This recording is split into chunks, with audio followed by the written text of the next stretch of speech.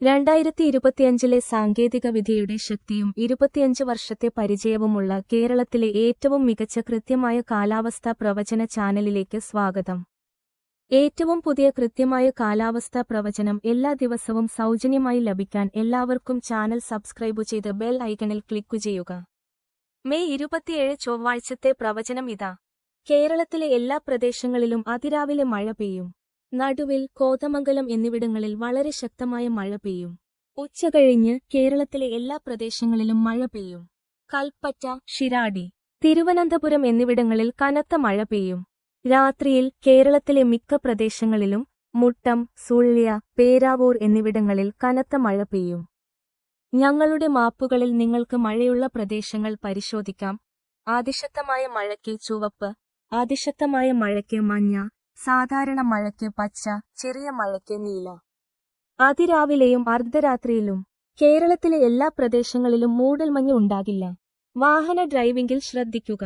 വെള്ള നിറത്തിൽ മൂടൽമഞ്ഞുള്ള പ്രദേശങ്ങൾ ഈ മാപ്പിൽ കാണാം. ശരാശരി താപനില 23 ഡിഗ്രി സെൽഷ്യസ് ആയിരിക്കും.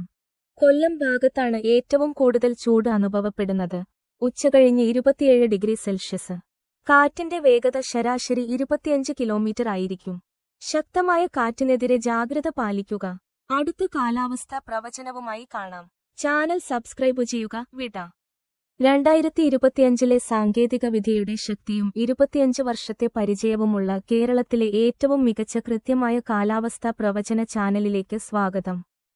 ഏറ്റവും പുതിയ കൃത്യമായ കാലാവസ്ഥാ പ്രവചനം എല്ലാ ദിവസവും സൗജന്യമായി ലഭിക്കാൻ എല്ലാവർക്കും ചാനൽ സബ്സ്ക്രൈബ് ചെയ്ത് ബെൽ ഐക്കണിൽ ക്ലിക്കു ചെയ്യുക. മെയ് 27 ചൊവ്വാഴ്ചത്തെ പ്രവചനം ഇതാ.